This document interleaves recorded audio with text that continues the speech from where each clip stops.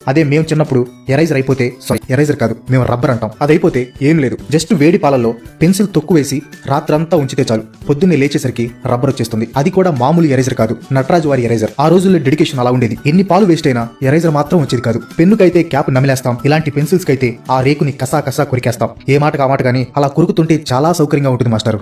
రైలు పట్టాల మీద బిళ్ళలు పెట్టి రైలు దాని మీద నుంచి వెళ్తే చాలు అది అయస్కాంతం మ్యాగ్నెట్ లాగా అయిపోతుందని అనేవారు. పాపం ఇప్పటిదాకా ఎన్ని రూపాయలు పోగొట్టుకున్నారో. క్లాసులో టీచర్ లెసన్ చెప్తుంటే లాస్ట్ బెంచ్ లో కూర్చొని బుక్ క్రికెట్ ఎంతమంది ఆడారు? బుక్ క్రికెట్ చాలా ఈజీ. బుక్ ఓపెన్ చేయడం, పేజ్ నెంబర్ చివరిలో ఎంత ఉందో అన్ని రన్స్ అనమాట.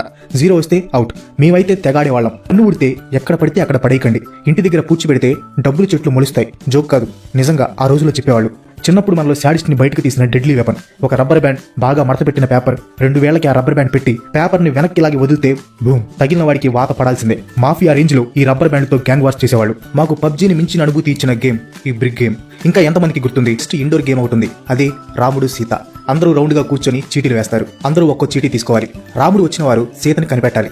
ఇక్కడ చూడాలి ఒక్కొక్క ఆస్కార్ లెవెల్ పర్ఫార్మెన్స్. రాముడిని కన్ఫ్యూజ్ చేయడానికి వాళ్ళ యాక్టింగ్ చూడాలి, పడిపోతాం. క్లాస్ లో బెంచీల మీద time pass game pen battle. అబ్బో చాలా ఉత్కంఠంగా సాగుతుంది ఈ ఆట. డిఫరెంట్ యాంగిల్స్ లో కొడతారు. ఈ రస్నా ప్యాకెట్లు మ్యాంగో, గ్రేప్స్, ఆరెంజ్ ఇంకా చాలా ఫ్లేవర్స్ లో ఉంటాయి. కొన్ని షాప్స్ లో అయితే వీటిని డీప్ ఫ్రిడ్జ్ లో పెట్టి గడ్డ కట్టిన రస్నాని కొంచెం ఎక్కువ రేట్ అమ్ముతారు. నెక్స్ట్ ది హైలైట్, విత్తనాలు మింగేస్తే కడుపులో మొక్కలు మొలుస్తాయి. మీరేమో గానీ నేనైతే నిజం అనుకునేవాడిని. ఎప్పుడైనా పొరపాటున విత్తనం మింగితే ఫుల్ డల్ అయిపోయేవాడిని. పుస్తకం మధ్యలో నెమలిక పెడితే పిల్లలు పెడుతుందంట.